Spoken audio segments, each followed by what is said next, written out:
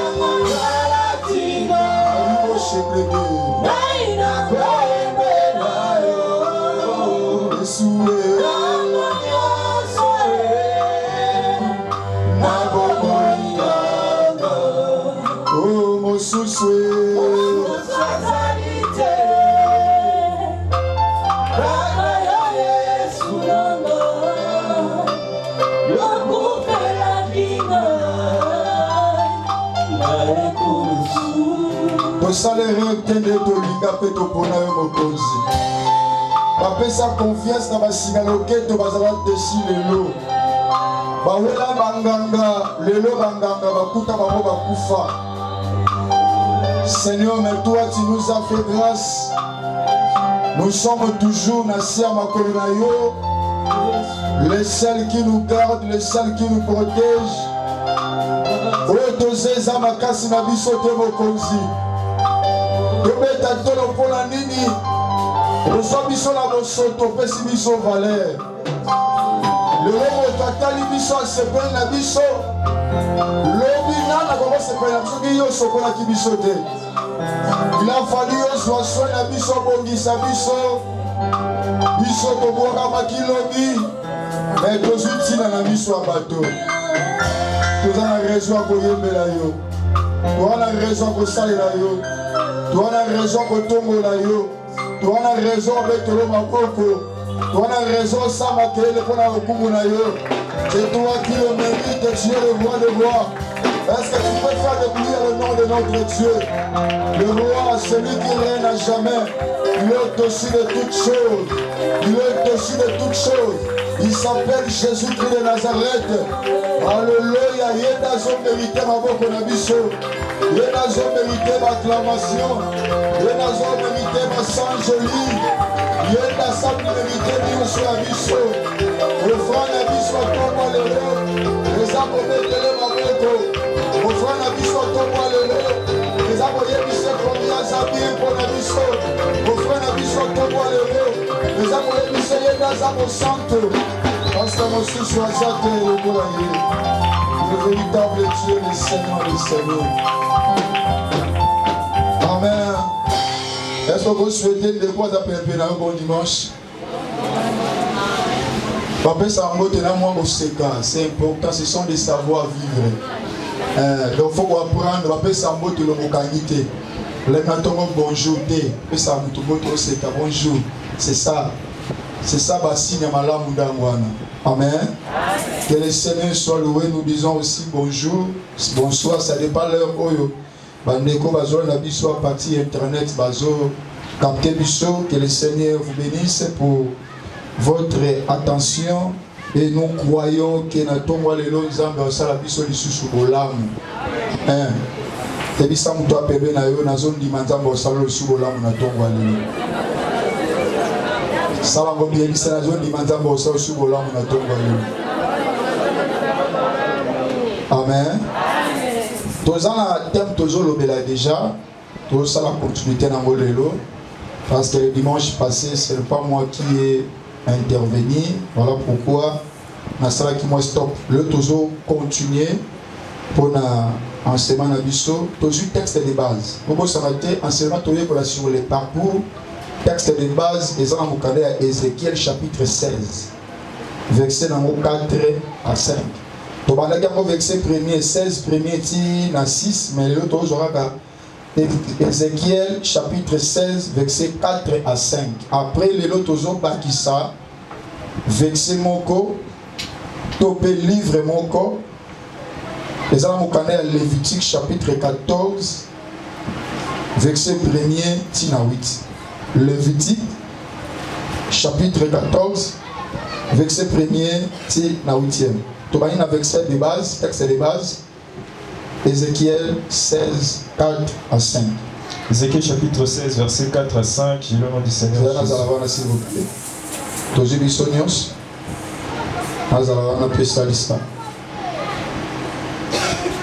voilà. Ézéchiel 16, 4. Tokei. À ta naissance, au jour où tu naquis, ton nombril n'a pas été coupé. Tu n'as pas été lavé dans l'eau pour être purifié.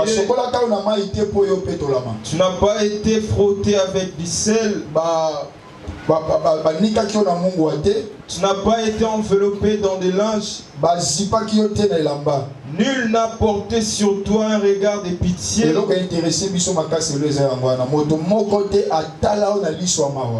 pour te faire une seule de ces choses.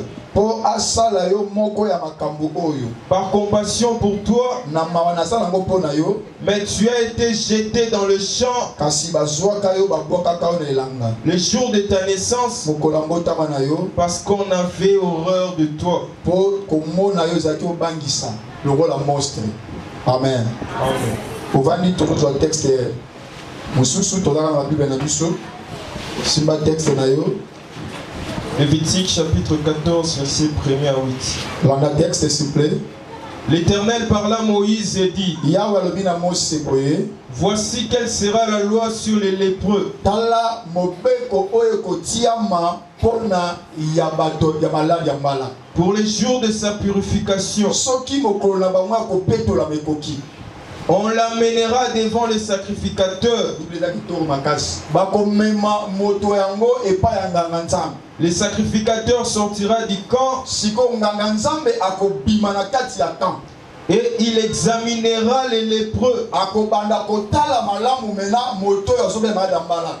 Si le lépreux est guéri de la plaie de la lèpre, Soki moto azobe la malade mbala abiki na bokolo na ye. les sacrificateurs ordonnera que l'on prenne Nganga nzambe akosenga ete bazwila ye. pour celui qui doit être purifié Pona moto o esengeli apetolama. des oiseaux vivants et purs. Yoka, balabi akozwa bandeke mibale oyo epetolama. Sur dans la Bible, il y a papier, il faut souligner place soit des oiseaux pires. Ndeke mibale oyo epetolama. Ok? Du bois de cèdre, Na sima okozwa libaya ya cèdre. du cramoisi et de l'hysope. Bazui cramoisi, bazui isop. Les sacrificateurs donnera qu'on égorge l'un des oiseaux Ah, siko nganga nzambe akopesa motindo ete bakalta ndeke moko kingo. sur un vase de terre Bakosopa ngo na mabele te, bakozwa meki ya mabele basopi makila ngo na kati. sur de l'eau vive. Pe bazwi mai oyo epetola batia na kati ya meki wana. Il prendra l'oiseau vivant, Na sima bakozwa ndeke oyo atikalaki. les bois de cèdre, Bazwi libaya ya cèdre, les cramoisis et l'hysope, bazwi cramoisi na isop. et il les trempera avec l'oiseau vivant. Bakotia ngo na kati landa très bien litangi yo. Ah, eza ombre na koexpliquer. Ah, mais eza ombre. Parce que ah, même frère Maurice a mangé ma gambo zo batima mbosa. Donc il y a aussi la rabatine des oiseaux, azui deux oiseaux. Soit libaya, azui libaya. Soit isop, azui isop. Soit cramoisia. Yeso tout ni Moïse attend. Frère Moïse, au sani na na ba pété. Comme toi tu n'as pas na zo ba libaya na tché. Donc maman ta zo baté. Et ça ombre mobile. Il y a tout pour expliquer comment ça s'est passé à. Cause des animés. Tobaki soki parcours eza malamu te. Cause ya otoromona ezali, c'est ce que nous sommes en train de faire le constant. Mais le Seigneur, il ne faut pas brûler les étapes, il ne faut pas brûler le principe ya parcours. Tobaki ba principe ya parcours tozomona ngo na mukana ya Ézéchiel chapitre 16 verset 4 à 5. Deux places tozomona o ezali ba principe à parcours. Nzambe azwa koyebisa Israël que makambo ozomona parce que tant yo obotamaka ozalaka mwana ya Étienne na ya Amoréen. Makila kati na za ba Amoréen na ba Étienne. Et puis tant babotaki yo mutolo na bakataki te. Non seulement mutolo mais ba sokola ote. Non c'est ba sokola ote, ba zipa ote, ba photo na mungu te. Na verset 6 à Bible. Abi yango wana ozaki ko bangisa bato. Moto mon côté amona ki yo na liswa bomawa, c'est pour cela babouaka yo na champ ozaka inutile. Le Seigneur, il y a des choses que nous voyons aujourd'hui, la déception, les échecs, je ne sais pas quoi. Bit nango en d'autres termes, ça parce que parcours oh c'est le Christ à Katolanda, ils ont respecté. Lorsqu'il y a une église, ils ont respecté parcours que nous avons placé, ils ont pas supposé mon échec la vie chrétienne. Les pas pour moi la vie chrétienne. Raison pour laquelle nous parlons, nous sommes en train de parler sur le parcours. Tobaki premier principe à parcours et Seigneur Abisoto Botama Yasika. C'est-à-dire la naissance en Christ. On a déjà beaucoup parlé sur la naissance de Christ. Donc il faut se rendre compte que il y a l'église était pour compléter Baban. Mais Azan a 4 églises parce que Azan met de nouveau. Nous avons dit dans Mukana, il y a Jean chapitre 3, verset 1er tina C, comment est-ce qu'un docteur de la loi, mais ce docteur-là, il ne connaissait même pas la naissance en Christ. Tant que Christ a joué d'Israël, il faut il y a beaucoup de gens qui prient, qui sont ici dans l'église. C'est ça le problème. Deuxième chose, on parle sur la délivrance.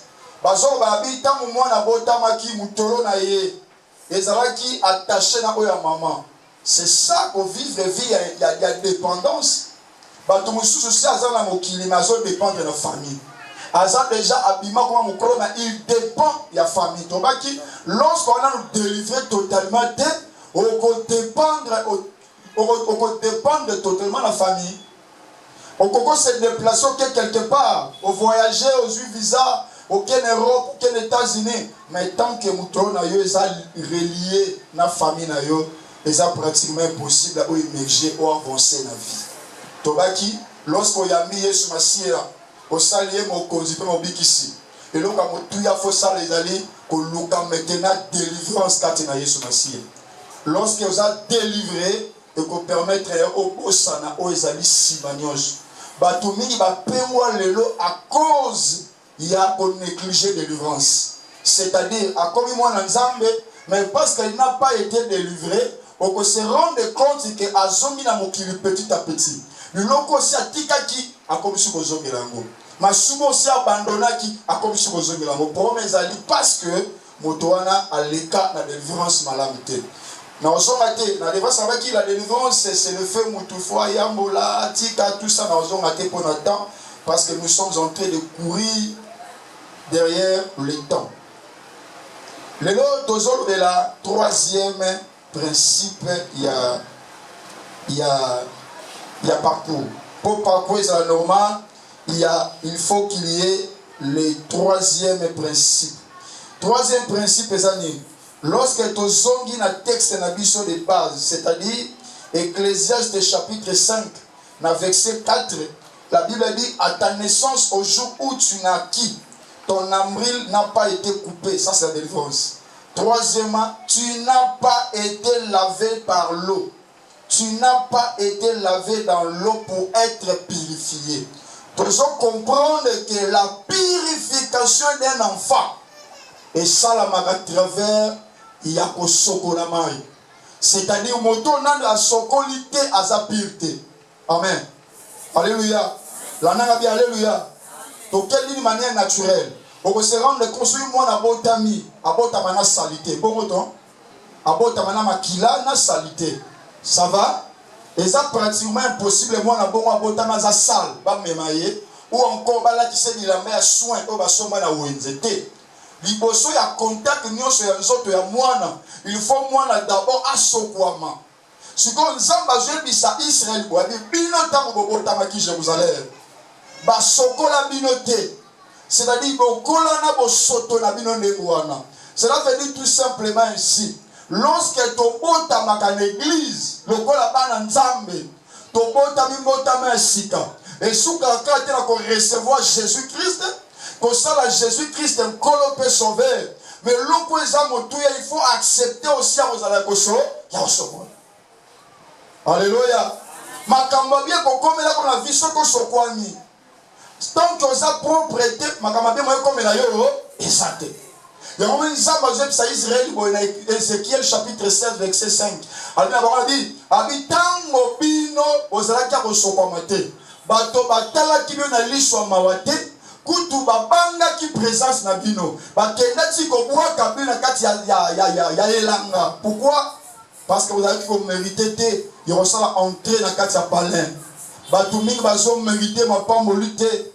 Bazo mériter sengoté. Pourquoi? Parce qu'ils n'ont pas été lavés. Suivez maintenant. Lorsque nous sommes nés dans l'église, to botemotema esika. Et là on dit bosso frère bato botamaka na kati l'église. Ce n'est pas la chair qui est née. Et Zakamoli mon te botami. Donc on va faire bébé spirituel, na ba spiritualité baza mature. Pourquoi? Ce n'est pas l'esprit, ce n'est pas la chair ou le corps, qui papa to qui maman, mais c'est notre esprit. Donc zobotama siko eza na responsabilité ya Nzambe azwa molimo wana o eza salité abana maintenant ko sokola yango. Na kati ya dimension spirituelle, Nzambe alekisaka biso na bisika misato poto sokola. 3 choses poto sokola. La première des choses, lorsque Moutayambi Yesu Masia, Zamba kolekisho d'abord par son propre sang. Il faut makila na ye et sokola yo. Makila na ye et sopana likolo na yo. Pourquoi ezo sopana? Ezo sopana pour justifier biso. Amen. Ok, justifier veut dire quoi? Justifier signifie seulement déclarer quelqu'un innocent. Lorsque Toyambi Yesu Masia toye pa inaye, Jésus-Christ a joué makila na ye, a sopia mo likolo ya moto. En sorte que moto wana azala déclaré innocent. Alléluia. Ya moto dia ka sema évangile bantoma ete lorsque moto apesi vine pa Yesu Masiya batangele sous passé na ete aza déjà innocent. Donc la personne est déjà innocent, il est pire. C'est-à-dire ma benyo soit sala qui n'a passé Nzambe ça nini a effacé ya mo. Mutumazo la nangai na sambeli Nzambe atayo atokuzolo na tsa partie ya internet yebaka ma benyo so sala Nzambe ça déclaré innocent. Et à celui qui ça c'est un. Deuxième des choses, Nzambe a sokola biso na parole na ye. La parole vient maintenant pour nous purifier, pour nous sanctifier. Le sang nous justifie, la parole nous sanctifie. Même notre papa nous a chanté cela. Le sang nous justifie, mais la parole nous sanctifie. Tout ça pourquoi? Pour être comme il s'habille sur Petro la mise sur bateau. Maintenant, la parole nous sanctifie tous les jours. Voilà pourquoi nous à l'église était. Bateau dans aucune église était. Au moni église, ils ont pas si pas à la sanctifier. Ils ont pas si pas à l'enlever. Au lieu qu'ils s'en embellit. N'a qu'une église était pour pasteur dans ma baie. Pasteur va payer ils ont raison pour s'en embêter. Lorsque nous venons à l'église pour que la parole de Jésus-Christ puisse nous sanctifier. 1 Timothée 4, 5, la Bible nous a dit ceci. 1 Timothée 4, 5. La Bible dit tout est sanctifié par la parole et par la prière. La sanctification vient de la parole. Amen. La parole nous sanctifie. Ça c'est deuxièmement. Troisième chose. Nous partons par la foi dans l'eau du baptême. Wana maintenant pour appliquer foi na ye. Bien le Seigneur, ici est très important. Une manière tout simplement. J'avais cru et j'acceptais de passer par l'eau de baptême. C'est aussi une autre purification.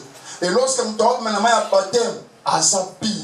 Pourquoi azapir? Parce que le sang est justifié, parce que la parole est sanctifiée et l'eau du baptême l'a purifiée. Voilà pourquoi si nous avons un baptême, mais asa justifié, asa sanctifié, asa purifié, c'est le problème de baptême, le problème de makila, parce qu'en réalité, si tu es dans le colo, Christ a versé ton sang sur toi, il a versé l'eau sur toi, et par l'eau du baptême, tu dois être purifié, tu dois être pire. Moutouma asa pire. Natongo le lazali awa. Moutouma asa justifié azali awa. C'est la raison, il y a parcours wangwana. Moto nyonso o nana ju libaticité accompli parcours malamute. Moto nyonso o makiles masi et sopani kona ete accompli te o ezali parcours ensemble. Pe moto nyonso o parole les o sanctifié te. C'est dans la complété. Que veut dire parole les sanctifiées? C'est-à-dire que nous assimilé devant les paroles qui s'enseignent. Quand tu as tu reçois la parole. C'est comme ça qu'on te dit que la parole te sanctifie.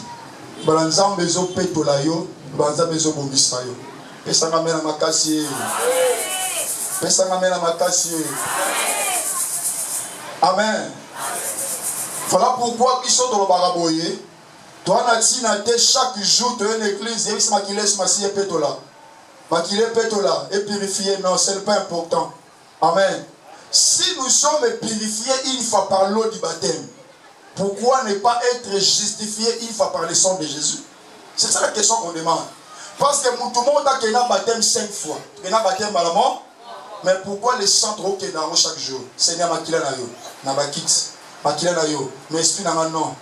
Makila il sera une fois moussala et puis c'est fini. La Bible dit quand Jésus-Christ n'a pas encore versé son sang, et c'est là qui chaque année, chaque fois mouta sumuki, il faut même Makila ya niama, ameni niama babomiye, bazu Makila va vexer le colo ya lisuma moutou. Et il était pour le long, mais il peut couvrir. Et cela se faisait chaque fois. Il y avait toujours toute une sacrificature plutôt. Et d'ailleurs, pendant que les hommes avaient mais aujourd'hui, lorsque Jésus-Christ est venu une seule fois, il a versé son sang. Et le sang de Jésus nous a justifiés aujourd'hui, nous sommes enfants de Dieu. Mais pourquoi chaque jour on appelle encore? La Bible n'a pas dit toi invoquer Makila. On n'invoque pas Makila. Amen. La Bible nous a dit d'être sanctifiés par sa parole. Alléluia. Amen. Alléluia. Acclamons très fort pour le Seigneur Jésus-Christ.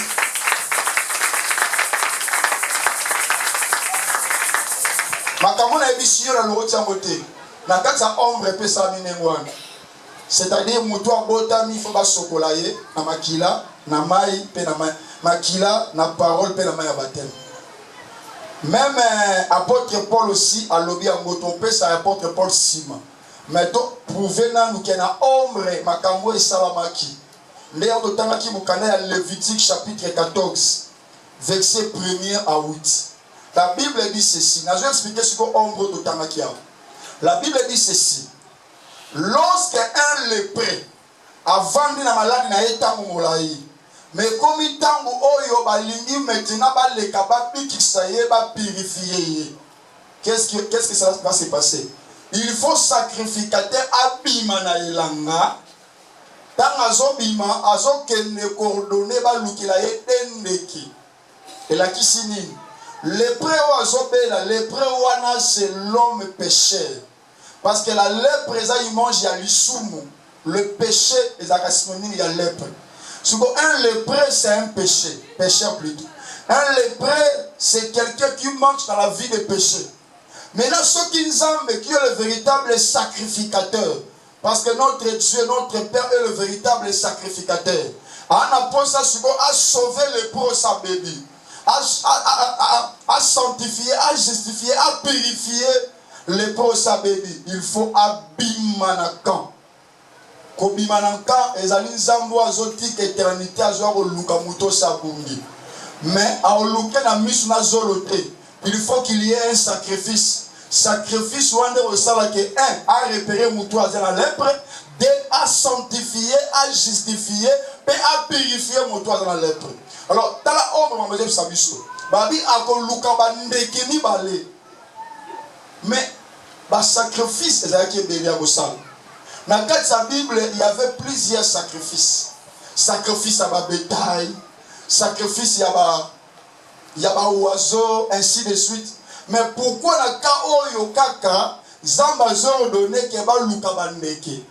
Mais par là, ton juif vexé, il y a Psaume. Psaume a expliqué, Psaume chapitre 7. Pour la Bible électronique, il y a téléphone. Pour la papier 8. Pendant David a dit, je n'ai plus de sommeil. Et je suis comme l'oiseau solitaire sous un toit. Nabandeli, Psaume 102, verset 7. Psaume 102, verset 7. La Bible papier, Psaume 102, verset 8. Alors, Nazalisou na pongite. Ça, c'est le roi David qui dit. Virgile. Pe na komi lokola ndeke oyo atikali ye moko na likolo andako. Alléluia. Alléluia. Roi David c'est un roi, mais azoloba ete azali suna pongite. Ok, pongi ezali signe ya repos. Pongi ezali signe ya tranquillité. Pongi ezali signe ya kimia. Lorsque David qui est roi, pongi ezate c'est que a kimia te. Maintenant, non, Azaki miate. Ton moni peut roi moro na Congo Nzambe. Jésus-Christ, Azaki na kimiate mokolo adasagini abungaki. tant de wana zola pongi makasi maman na cheni zola makasi za mukolo hein maman pour ça ça protocole pour ce maman là voilà bon zola pongi makasi poser et ça na flat ou tout moto azora moté amen n'a pas expliqué avec ça tamakia. Alors qu'est-ce qui se passe? Roi oaza tranquillité et zanzambo azanaki qui mettant mon mutation mugaki. Mais le logo est important roi o awa a zo koko kanisa na noa na oazo. Abina komi lokola ndeke. Oya tikali yemoko. Ah donc Yesu Christ otanga azo bengana Adam akati ya jardin tikali yemoko. Compagnon azaki le souti. Il était resté seul. Maintenant, parce qu'il était resté seul, il faut qu'il maintenant que Lukanani, Adam ou Asagini, Abungaki. Donc, lorsque nous avons dit dans la sacrificateur, c'est qu'il voulait seulement dire aux Zouaneke, aux Azanali Kolo qui est Jésus-Christ, mais à Zoya pour purifier et prendre Sagini, les prendre Sagini, Aza impie. Amen. Mais Babi, Bazo Sobaneke, mi balé, Bendeke. Et on te dit à Yesu, ma chère d'Arabi balé, à Jésus, pas de la Christ. Jésus parce qu'il porte un corps, Christ parce qu'il y a l'esprit. Christ a un nom composé Jésus, corps, Christ, esprit. Amen. Alléluia. Voilà pourquoi maintenant, lorsque Moïse a mais d'accord préfigurer déjà ce qui s'est passé dans la nouvelle alliance. Habitant on reçoit des sacrificateurs. Et s'il était que nous allons soumettre aux meki au présentant gowana au plaçant gowana meki va télémisi webi meki non vase ya mabele bache wana zoka frère na biso Paul la zolo baboye na 2 Corinthiens chapitre 4 verset 7 2 Corinthiens 4 verset 7 na biso meki eza mutu mobimba parce que nous portons dans notre corps les trésors donc ça dit meki eza zoto mobimba bazozwa ndeke mibale bazwi moko bakati kingo ba egorger batie na kati bazwi oya bomoi batie na kati moko azopema moko babomi tout le monde comprend nga c'est comme à la croix mutakufa zaka Jésus à Christ était la Bible dit Christ le meilleur point Yesu na kufa mais Christ a kufa te babomi Jésus pourquoi parce que faut makile sani etam babi bakati ndeka liboso kingo makile sopani makila wana ezo servir na purification les poids à kobeba makila sopana kata meki emeli makila esilite bazui opi bache na kati ya meki wana amen parce que meki o bache makila ndeke meki o bache mai ezoko interpréter seulement na croix tombe bachubi Christ et kongani makila na ma voilà donc bachubi Christ pour mai na makila bimi donc tout ce qu'on faisait là il faisait des choses qu'on doit voir à la suite du temps.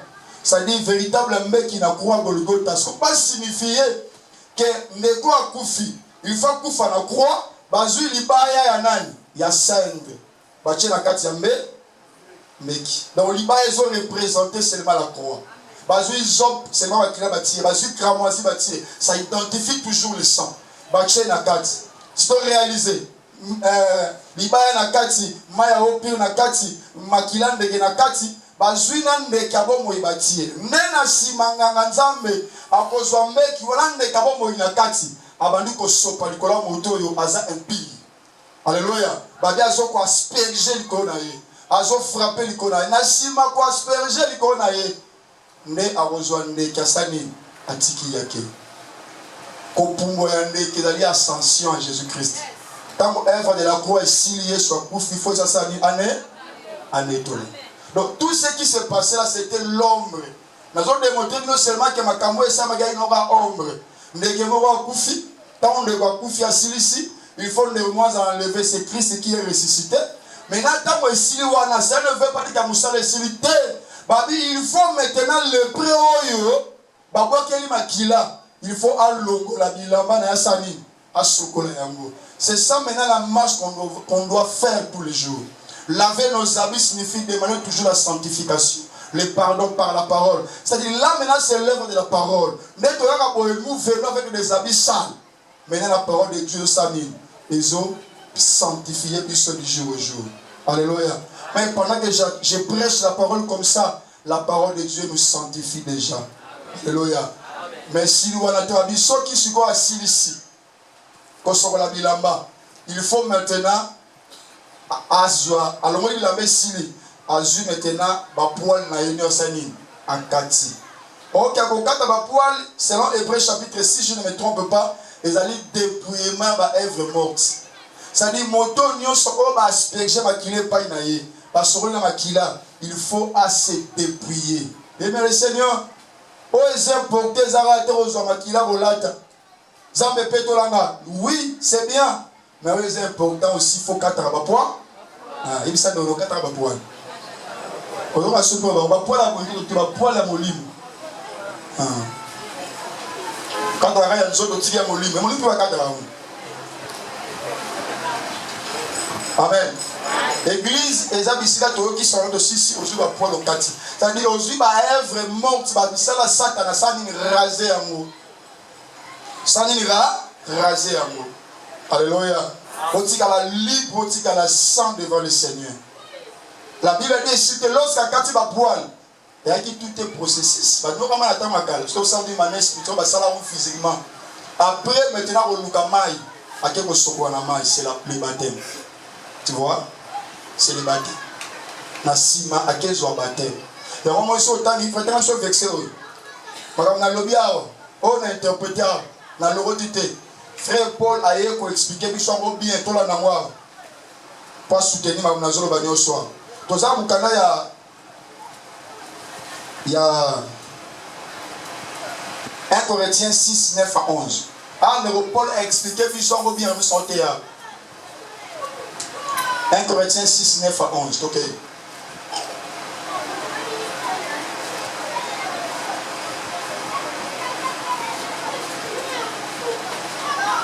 1 Corinthiens chapitre 6, 9 à 11. Les injustes n'hériteront point les royaumes de Dieu.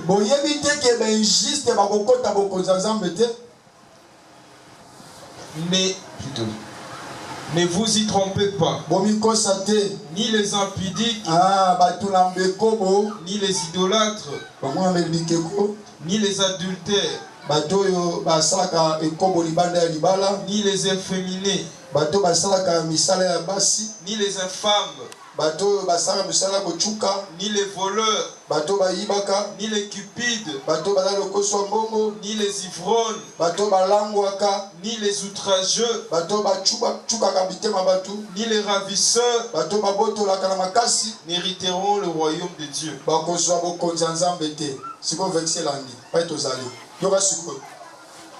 C'est le baptême. Ok. Vous avez été sanctifiés. Binombo qui sanctifié, c'est quoi? C'est la parole. Amen. Toi, ok.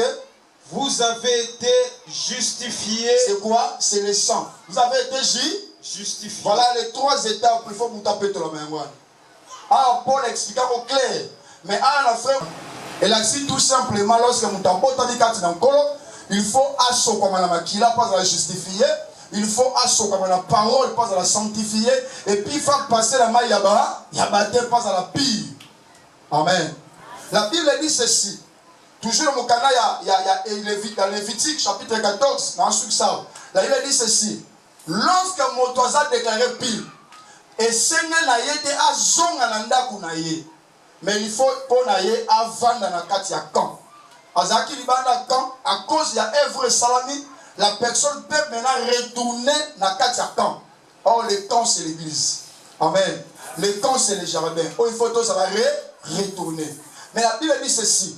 A komona kanda kunaye sa tente seulement après 7 jours. Amen. Tout le monde a la vie il y a Aman, je pense. Naman, je pense. Lorsqu'il est venu voir Élisée, Élisée a dit au monde en gâté. Il faut qu'elle soit pendant combien de jours? 7 fois. Première fois, deuxième fois, troisième fois. Pourquoi? Parce que le chiffre 7 est un chiffre de perfection. Il faut Naman a pendant 7 fois pour Azara pire en fait à Koutanan. na Élysée. Amen. Lorsque tu es en église, tu as quitté qu'on zonga na tente na biso. Tente na biso c'est l'éternité. Tente na biso c'est le ciel, parce que utaki. Mais pour ton zonga na ciel, il faut ton en église pendant combien de temps? 7 fois. 7 jours. Vous comprenez, les gars? Donc pendant que nous sommes dans l'église, et ça pour me salle dans Nzambe até abisso, ensemble la pour abisso. Et ça pendant 7 jours, autres travailler. Christ a travaillé 7 jours pour fonder la terre et le ciel, pour fonder le monde. Et les serviteurs de Dieu aussi doivent travailler 7 jours. Pourquoi? Pour ceux qui 7 jours est conquis, il faut zongananda kunayo. Amen. Biso to kenelo la te, mais to sani, to ko zongane na lolo. To uta wat. Oh, vous voyez pas te? To uta wat. Maman uta wat. Tout est dans l'eau, tout est l'éternité. Mais ça m'amène à ma case. Donc, il y a la tête, donc, ils dans l'eau. L'eau les attentes na biso.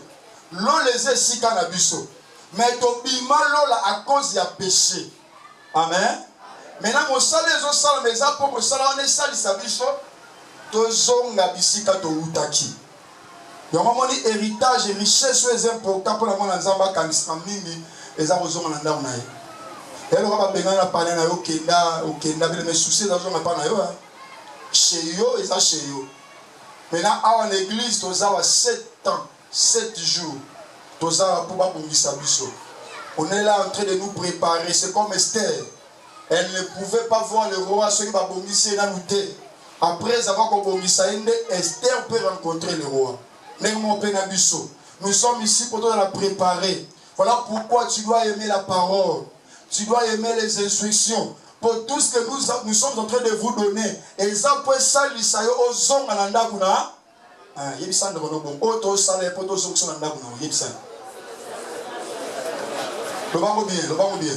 Tu as fait. Il y a des gens qui ont souvent.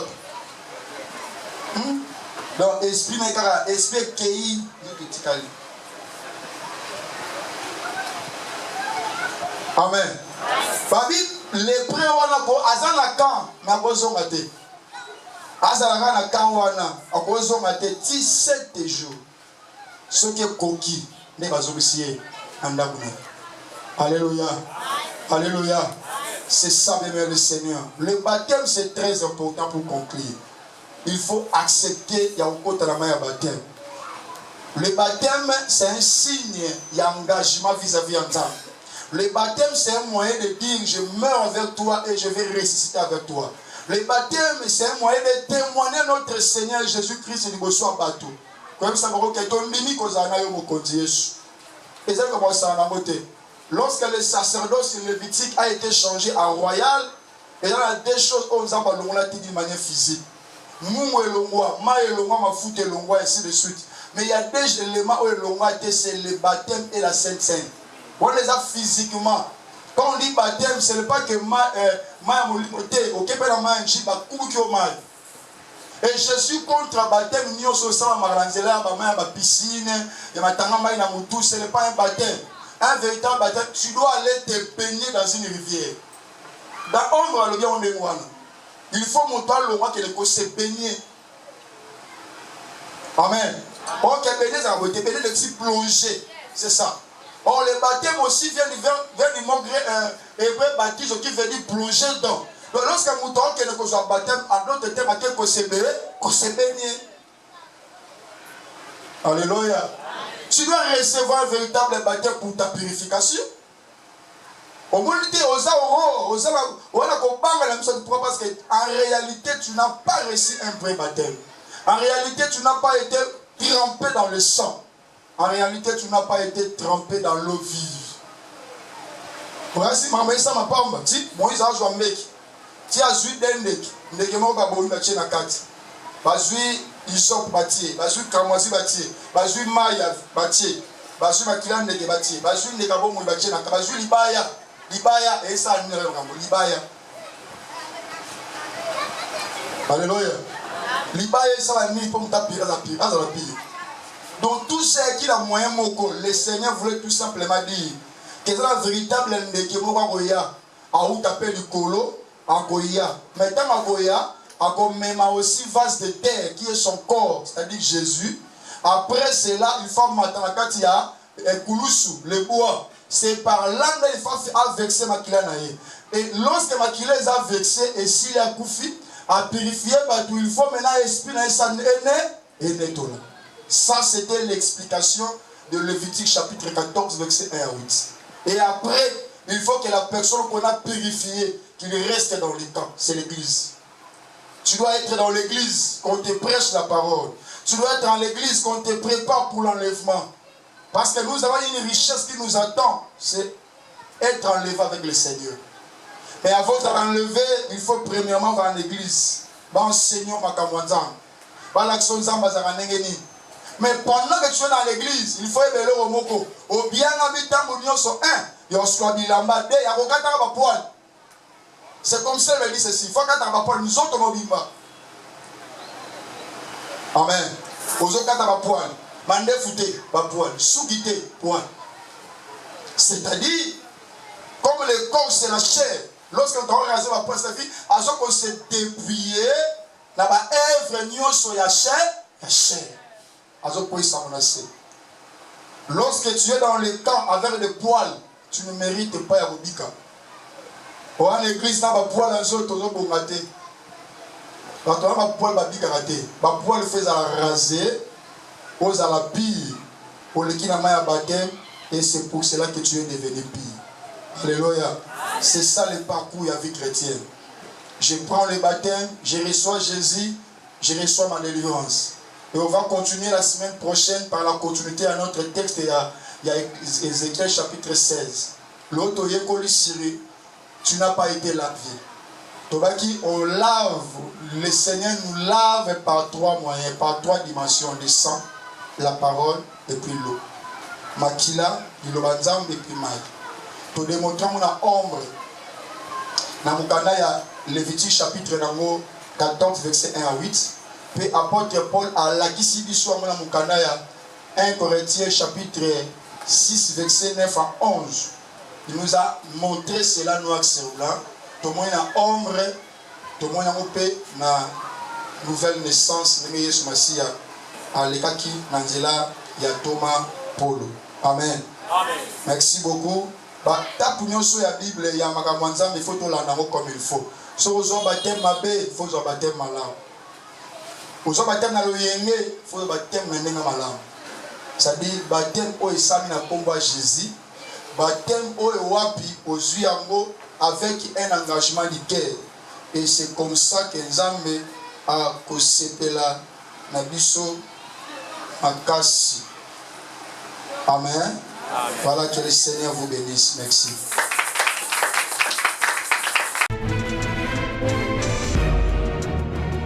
Pour votre édification et votre croissance spirituelle, nous vous prions de vous abonner massivement sur notre chaîne chrétienne PD Vainqueur Télévision et activer la cloche de notification pour ne rater aucun de nos programmes.